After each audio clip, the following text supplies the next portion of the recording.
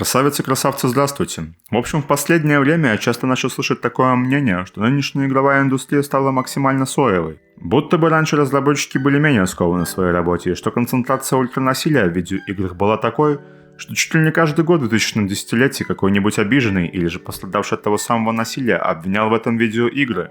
Тот же активист, христианин и экс-адвокат Джек Томпсон большой промежуток времени судился с Take-Two, поскольку, по его мнению, такая серия игр, как GTA, не что иное, как симулятор кровожадного преступника. И вообще жестокие игры — это своего рода mental masturbation для будущих маньяков и неокрепших умов. Он вообще многие игры осуждал, а также утверждал, что все это неправильно, и насилия в играх быть не должно. Но оставим деда с его убеждениями и продолжим к обсуждению этой темы. Я могу частично согласиться, что раньше трава была зеленее и вообще цензура была меньше. Женские персонажи ходили в обнаженных нарядах, да и сходу я могу назвать с десяток игр на данную тему, начиная с 2000-х и заканчивая 2010 годом. Конечно, жестокие игры выходили и потом, да и сейчас выходят, но не в таких количествах, как это было раньше. Потихоньку их начали заменять играми, где лейтмотивом был family-friendly контент. То есть все жестокое проходило за кадром, а на расчленение гуманоидных существ наложили табу. Безусловно, такой расклад не может радовать тех ебанутых, как я, людей, которые с 6 лет заучивали бруталити в Mortal Kombat 3 Ultimate. И да, в играх на Sega в то время была цензура. Из большего игры были для всей семьи, за исключением пары штук. Насилия в мире и так хватает, но исходя из различных исследований, специалисты подтвердили отсутствие связи между жестокими видеоиграми в раннем подростковом возрасте и агрессивным поведением в дальнейшей жизни. По большей степени детей делают агрессивными не игры, а насилие в семье и буллинг в школе, что на самом деле звучит намного логичнее, но все же. После 16-битной эпохи пришла эпоха 3D,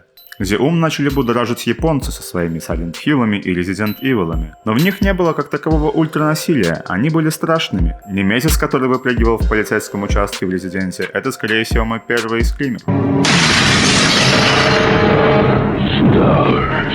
Из раннего 3D я могу только вспомнить Дюка Нюкема, да и то, по моему мнению, с охуенно большой натяжкой его можно записать к жестоким играм. Поэтому этот период времени можно реально охарактеризовать как рассвет family-friendly гейминга, и здесь уже можно поговорить. Во времена PlayStation 1 и игр тех лет на ПК было просто изобилие добрых и детских игр, будто бы Дракончик Спайро, Crash Bandicoot, да даже Medieval. И я, если честно, в свое время скипнул Silent Hill и с превеликим удовольствием играл в Алундру и Томбу. И что бы сейчас, интересно, сказали недовольные, если бы как на тот момент игры были бы в основном ориентированы на семейную аудиторию. По факту в то время выходили JRPG, шутеры и просто самосвал детских игр на любую тематику, которые будут тянуть свой прицеп вплоть до 2004 года примерно. Я считаю, что кто говорит «насилие исчезло из видеоигр», просто забыл, что раньше его почти не было. Да и во многих странах, когда началась волна видеоигр про литры крови, насилие и все, что делает геймплей веселым, их просто начали запрещать. Но благо, наши серые продавцы могли не только продать ребенку новенькую игру про убийство, но и в придачу пачку Союз Аполлона. А на оставшиеся деньги еще и кулек семечек у местных бабушек можно было купить. И поэтому единственная жестокость была лишь только после очередной победы над своим батей в Tekken 3, где после игры он уже показывал свои приемы на тебе.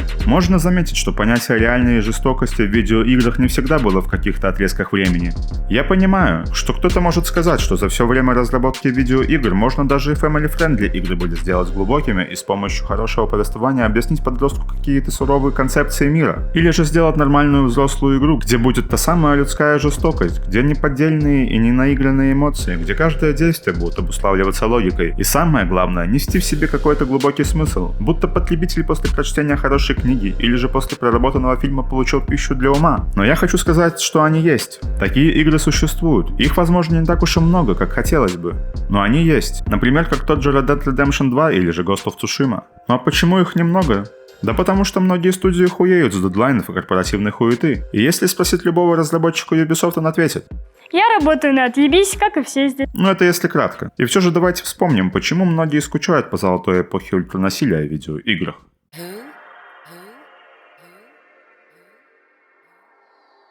Помните то время? А если тебя, симпатяжечка, еще тогда не было, то представь.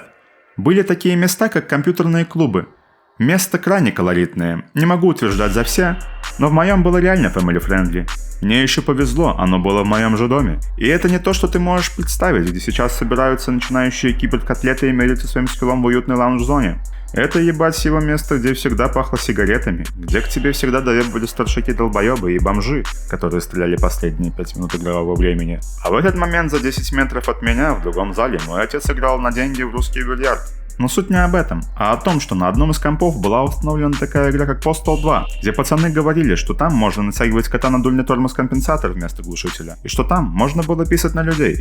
И вообще там сплошное насилие. И в то время мне удалось поиграть в нее только один раз, потому что эта гадина грузилась 15 минут реального времени, а счетчик-то тикал. Я побегал в этой игре, поссал на прохожих и понял, что по сути это хуета. Не выкупив смысла и сатиры всего эмоционального тона произведения, я зашел в GTA Vice City, где снял проститутку, использовал ее, убил и забрал деньги назад. А потом поехал на миссию. Спойлер, я вырос адекватным человеком. И давайте подумаем, что здесь может понять ребенок? Как могут на него повлиять такие игры? Но на мой взгляд, если у него адекватные родители, или же сам он не по годам мудр как старец фура, то ничего. Конечно. Если у ребенка-подростка есть какие-то психические отклонения, то это может стать триггером. Но триггером может стать любое другое насилие в медиаконтенте. Или же в реальной ситуации из жизни. Ну то есть я после игры в GTA шел домой, где мама готовила картофельное пюре с котлеткой, и я, лопая вкусный ужин, смотрел Вунш-Пунш и Принцессу Сиси. Мне не мешало в детстве играть в жестокие игры и смотреть мультики про принцесс и супергероев. Как ребенок, выросший на канале Fox Kids, я смотрел и Человека-паука, и Людей Икс, и понимал, что такое хорошо, а что такое плохо. Время шло, и вот в какой-то момент мама решила меня порадовать и сказала: езжай с отцом за PlayStation 2. И тут я просто в голове бэкфлип сделал от радости. Правда, моей первой игрой была Nightshade, так сказать, старшая сестра Ninja Gaiden, но не суть. Но это я к чему?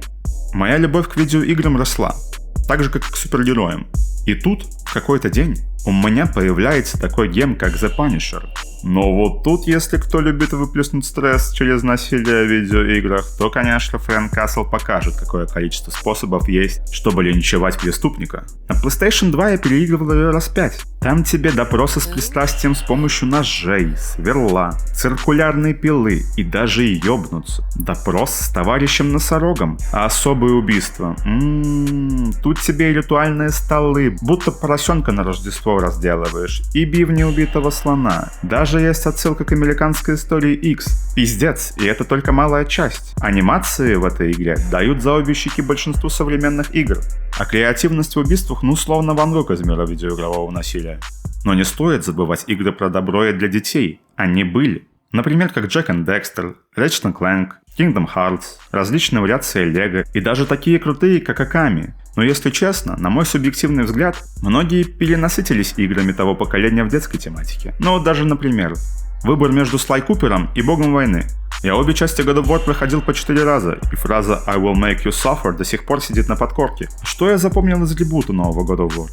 Да мало чего. Но не скажи, что это плохая игра. Просто это не тот Кратос, которого я ждал. Но все же. В середине десятилетия 2000-х запомнилась уйма игр про жестокость. Расчлененка в Blood Rain 2 и ее фонтаны крови. Диалогия Manhunt, где ты принимал участие в FNAF-муве. Не игра, а просто 101 способ креативных убийств маргинальных личностей. В плане насилия Rockstar всегда показывали, как надо правильно делать это в видеоиграх. Несомненно, были также и крутые family-friendly игры. Но многим запомнилась эта эпоха видеоиграми про насилие, и если честно, то это было только начало зарождения всей этой мокрухи, что происходило на экране. Но также и в то время были и серьезные игры с отличным взрослым сюжетом, где поднимались остро-социальные темы, как в Silent Hill'ах или в первой Мафии, а также во втором МГСе. И в общем-то все. В середине 2006-го началось новое поколение, и локомотив насилия только набирал обороты, тем самым снося семейные игры на второй план. Так как в то время было что не тайтл, то карнавал изощренных методов и вечи виртуальным моделькам персонажей. Что мы получали в то время, давайте вспомним.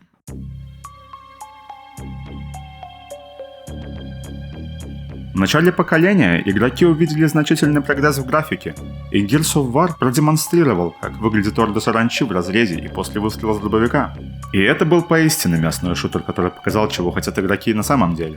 Также жестокость начала проникать не только в ожидаемые жанры, но и в такой как гонки. Да, именно в Fallout 2 полностью раскрылась возможность катапультирования с водительского места. Ragdoll позволял создавать комичные моменты, и в игре было уйма способов повеселиться. Глядя, как вылетает водитель и врезается в какой-либо столб. Еще в 2007-м PlayStation 2 продолжала выжимать свои максимумы, и в том же году на свет вышел Jack is the Game. Там игроки могли издеваться над всеми известными Стивом Мо, Джонни Ноксвиллом, Райаном Данном и другими участниками команды. Что там творилось? Ну, в 2 словах можно ёбнуться, и в прямом и переносном смысле. Насилие выходило на новый уровень. Оно уже было в рамках юмора, и все это потребляли тогдашние подростки. Конечно, это отвечает, почему многим сейчас этого не хватает, многие росли на этом. И это только начало поколения, дальше было жестче, так как игроки получили GTA 4. И там уже процесс, который я описывал ранее, был куда детализированнее. Реализм, который мы заслужили. Ну а по факту там было все то же самое, что и раньше, только более красивый и с серьезным сюжетом, который показывал, что в Америке та самая мечта дается не так уж и просто. Жестокость росла с каждым годом, а family-friendly игры были настолько нишевыми, что до 2011 года ничего толком из игр для всей семьи крупного и не было. Но об этом потом. А пока, в том же 2008 году вышел Dead Space. И какие только разговоры не ходили, что, мол, разработчики часами смотрели на трупы людей для более точного референса в игре при создании некроморфов. Но это мог быть и пиздеж, хотя выглядели они реально жутко. За это снимаю шляпу. Разработчикам уважение за такой подход. Конечно, можно вспоминать еще многие игры, которые выходили в то время, и темы, на которые выходили видеоигры, начали становиться более серьезными. Но я бы хотел выделить самые жесткие перед закатом данной эпохи. Если я попрошу вас назвать самый жестокий эксклюзив PlayStation того времени, то многие ответят God of War 3. И если ты подумал иначе, то бегом играть в нее. То, что сделали Santa Monica Studio, словами передать с трудом. Только в этой игре ты мог выдавить глаза Посейдону, оторвать ножевую голову Гелиусу, отрезать обе ноги Гермесу, чтобы забрать его с ланца, и в общем-то наслаждаться прямолинейной жестокости Кратоса. Но самый лютый мув, как по мне, был от Nintendo, когда на консолях Wii вышла такая игра, как Mad World. На секундочку, Wii позиционировалась как та самая family-friendly консоль, с играми для всей семьи. Но как вам такой релиз в целом? Я думаю, замечательный. Ведь в Mad World можно было резать бензопилой, разрывать напополам, проявлять свои творческие наклонности и множеством различных способов уничтожать всяких джанков и солевых. Ну просто family-friendly, который мы заслужили. Причем игра была в крутом визуальном стиле. Да, там насилие ради насилия, но это не как тупой хейтрид, с визуальной точки зрения у нее был свой стиль. Жаль, что на свече нет ее ремастера. Но я думаю, в тот момент руководители Nintendo просто шли по тенденции этого времени, где все было завязано на насилие в играх. Сейчас такая игра не вышла бы для обладателей Nintendo, уж сильно лютая она была. Также протоптанной дорогой пошли и разработчики дилогии Hotline Miami, но сделали это со вкусом пиксель-арта. Ритм и саундтрек заставляли игроков повторять процесс снова и снова. В то время эта игра породила даже фанатские фильмы по ней. Настолько она понравилась людям своим антуражем и темой. Но были ребята, которые не только хайповали на этом, но и пытались донести важные вещи, которые заставляют задуматься. Все, кто говорил про эту игру, в основном делали вывод, что она поистине взрослая, и лейтмотив всего произведения, что при определенных обстоятельствах человек может ебануться умом и попросту не вывести тяжести увиденного или же причиненного ущерба невинным, которые попросту не должны были находиться в таких условиях. Да, это Spec Ops The Line. Здесь не было той самой жести, от которой тебе приятно. Здесь таки как раз были собраны все страхи обычного человека, в плане того, что происходит на поле боя, когда это поле становится городом с множеством обычных людей. Да, и те же противники — это обычные люди. В основном, что творится на боевых действиях и как проходит современная война — это кошмар. Кошмар, который рушит многие жизни без особого смысла. Это великолепная игра, как антивоенный гимн, который показывает, что пускай насилие и жестокость будут только в видеоиграх. И, пожалуй, закончим это поколение на 2013-м. Я считаю, что это последний год так называемого ренессанса жестокости, в котором мы получили GTA 5, где по факту то же самое, что и 5 лет назад, только в новой обертке и с телегой новых возможностей. Опять злободневная сатира, игралась кайфово, но как по мне, в ней что-то было не так, будто бы не было главной сюжетной линии, но все равно для меня Rockstar — это Квентин Тарантино от мира видеоигр. Ну а что там было для подростков и детей, можно спросить? Ответ — игры были. Чтобы они попадали в большой инфоповод, такого не было. За исключением одной игры, которую ранее упоминал, вышедшую в 2011 году. Но давайте, ваши догадки.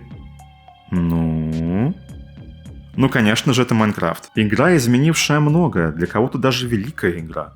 Но не для меня. Просто тяжело отрицать, что миллионы детей часами проводили и проводят сейчас в ней свободное время. Да и контент по ней делается до сих пор и собирает миллионы просмотров. Для меня это феномен, который я понять не смогу. Но все же начиналась следующая эпоха, которая, на мой взгляд, сместила с вершины то самое ультранасилие в играх.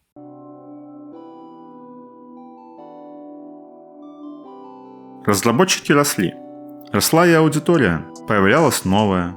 Постепенно то, что выходило раньше, становилось неподобающим в правила общества, и по сути в какой-то момент было принято решение создавать открытые миры и черпать вдохновение из Ведьмака 3. Большинство игр стало обходить темы насилия и больше становиться для широкой аудитории. Вектор направления был направлен на увеличение потенциальных покупателей. Насилие стало чем-то заезженным.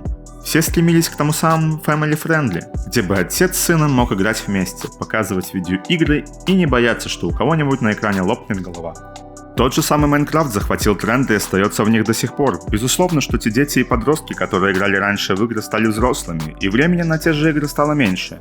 Ведь нужно теперь зарабатывать деньги и в реальной жизни. А кто-то и вовсе обзавелся своими детьми и старается воспитывать правильно. Основные сюжеты стали менее серьезными, как будто что все, чего добивались ранее, было отклонено и забыто. Разработчики начали делать игры через призму добра и обхода тяжелых тем. Мультяшный стиль начал обволакивать все слои массового геймдева, будто Overwatch или же Fortnite. На сюжет начали обращать меньше внимания и все больше на вовлеченность и на массовость продукта, ведь это приносило больше прибыли. Фэнтезийных игр стало на порядок больше после выхода Skyrim. И не поймите меня неправильно, мне нравятся игры того времени. Есть очень классные family-friendly игры, такие как Last Guardian, Mario Odyssey, Legend of Zelda, Portal 2. Persona 5, да даже Minecraft в конце концов. Аудитория меняется, а значит меняются и запросы. А если на это есть спрос, то рождаются новые предложения. Тем более в любом направлении искусства всегда будут те, кто предан старому времени. Но даже так из перечисленных мной игр я считаю, что Last Guardian может помочь более проникнуться заботе о животных. Mario Odyssey, так же как и Legend of Zelda Breath of the Wild, может привить любовь к путешествиям и развить навыки решения логических задач. Также с этим отлично справляется и Portal. Minecraft может помочь с реализацией в творчестве, но, конечно, используя эти игры с правильным подходом. Тяжело отрицать, что даже упоминая только несколько игр, уже заметно, как поменялась индустрия в целом. Насилие сместилось на третий или даже четвертый план. Теперь игрокам это было не столь важно, все хотели быть более дружным и добрым комьюнити. Насилие и жестокость ассоциировалось с токсичностью и неприемлемостью. Согласитесь, родителям легче продать игру за 60-70 баксов, если там нет крови, расчлененки и полуголых женщин. А все, что было раньше, это все male fantasy для хуеностов и спермобаков. Таким дороги в дружном комьюнити нет. Так что... Иди своей дорогой, сталкер. Также с прогрессом в графике стали снова популярны игры по мультяшным персонажам и по супергероям. Тот же Ratchet & Clank получил не только игру, но и отдельный мультфильм. Или же Pokemon Go, который захлестнул чуть ли не весь мир своей популярностью. Те же хипстеры-супергерои в Infamous Second Son. Или просто хипстеры из Watch Dogs 2. Все это только показывало, что раньше подростки хотели выглядеть так.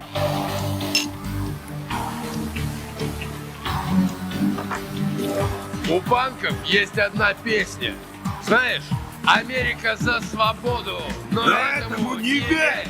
Попробуй-ка при народе! Поссать на чужую дверь! Отлично! Называется «Песня вандалов». Точно! А теперь хотят выглядеть как большинство скинов для Fortnite.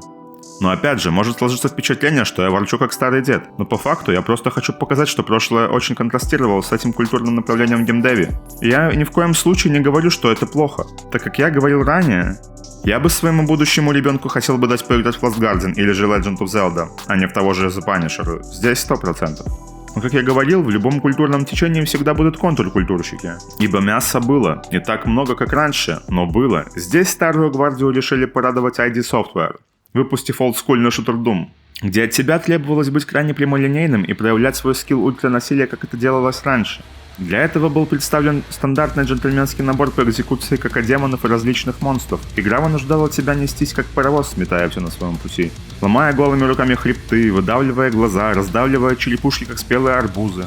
Но в целом для тех, кто соскучился по старому доброму ультранасилию, думал как глоток свежего воздуха в душной комнате. И на мой взгляд, было заметно, как люди хорошо встретили Doom.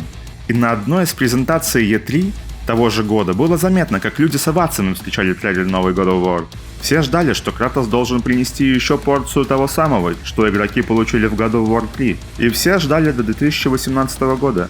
И вот наступает долгожданный момент – возвращение той самой эпохи. Но все получают произведения отцы и дети. Но я совру, если скажу, что в игре не было того эпика, который хотелось бы видеть. Просто его было недостаточно.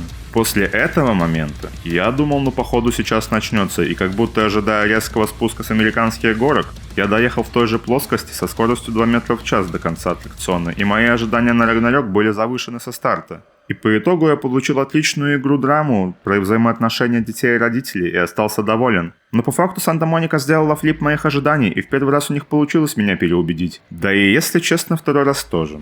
Но получил я совсем другого Кратоса, которого ожидал. Но были все-таки моменты в 2018-м, и продолжая по сегодняшний день, которые меня приятно удивили, и о них я сейчас поведаю.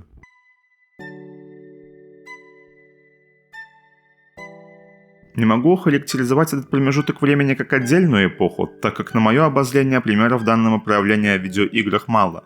На данный момент то, что выходило в этом отрезке, было похоже на нечто новое, еще не виданное, слияние жестокости и насилия, напрямую связанным со сложными жизненными вопросами, которые затрагивали эти игры. На самом деле я советую всем их пройти, сделать свои выводы, поскольку каждый из них может затронуть ту или иную эмоцию, которая лежит в глубине каждого человека. Даже несмотря на то, что некоторые события развиваются в прошлом, темы, на которые там рассуждают, остаются и сейчас. Каждая из них может быть сравнима как раз таки с хорошим романом. И, пожалуй, я начну разговор с Rockstar. Мы наконец-то получили новую игру, которая отличалась серьезным повествованием и проработкой своих диалогов. От начала и до конца ты веришь, что Артур Морган верен своей дорогой Мэри Линтон. Так же, как и Джон Марстон своей семье. Каждый персонаж чувствуется как реальный живой человек, потому что почти у каждого персонажа есть своя история. Это произведение поистине великое для меня. Оно затрагивает многие социальные темы и показывает, каким жестоким мог быть Дикий Запад, где человеческая жизнь могла стоить $10.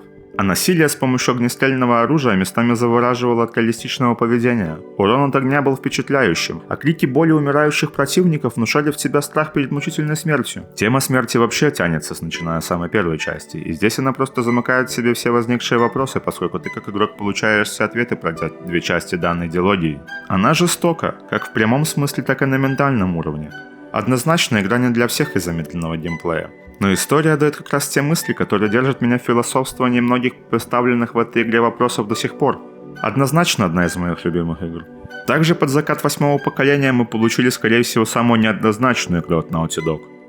Да, The Last of Us 2. Она поделила общество на защитников игры и тех, кто сравнивает ее историю, да и местами геймплей с откровенным мусором. Нил Дракман заставил страдать всех. И тех, кому игра нравится, и тех, кому игра не нравится. Отрицать жестокости и насилие всей истории бессмысленно. Плюшка номер 9 хорошо отпечаталась у каждого в памяти. И я не хочу перечислять весь тот ужас, что там творился, а вот игровой процесс давайте затронем. Ибо так еще никто не делал. На протяжении всей игры мы могли видеть, как с помощью наших действий реалистично отрывались конечности, горела кожа, вскрывались глотки, словно консервные банки. И все это сопровождалось до жути реалистичными воплями, криками, а также комментариями убийств противниками, что выводило ультранасилие на новый уровень. Основной посыл истории, а также игровой процесс тянул за собой мысль, куда может привести человеческая жестокость и насколько человек слепнет перед своей же яростью. Меня радует, что мы начали получать в последнее время. Я мог бы еще привести пару примеров из нового времени, но оно заслуживает отдельных видео. И все примеры, сделанные мною с эпохами и направлениями в искусстве, это всего лишь заметки, которые были выделены для удобства навигации по игровой индустрии. И на культуроведа я не претендую, так как слишком для этого глуп. Тенденция на жестокость в видеоиграх возвращается, но теперь она обдуманная и проработанная. Не все герои видеоигр теперь творят насилие ради насилия, у многих теперь появляется цель и мотивация для таких жестоких поступков. Есть, конечно, фановые примеры типа Dead Island 2, но это уже отдельная тема для разговора. Но и также меня радует, что теперь family-friendly игры не отходят на второстепенный план. Ко всему теперь есть спрос, и это не может не радовать, что для каждой аудитории есть свой продукт. Я надеюсь, что в возможном будущем нас ждет больше проработанных произведений, которые будут оставлять после себя мысль, а не пустоту в голове. Неважно, детская игра или для взрослой аудитории. Главное, чтобы она несла в себе какой-то интересный вопрос, или же в ней было приятно проводить время, на мой субъективный взгляд. Ну что же, огромнейшее спасибо, если видео досмотрели до конца, а если вы здесь, то можете поставить палец вверх. Для меня это будет лучшим фидбэком. А также можете подписаться, ибо меня это точно порадует. Не забывайте, что можете оставить свое мнение в комментариях. Я с удовольствием его прочитаю. Ну а пока я на этом прощаюсь с вами. Всех целую, обнимаю. До скорой встречи. Пока-пока.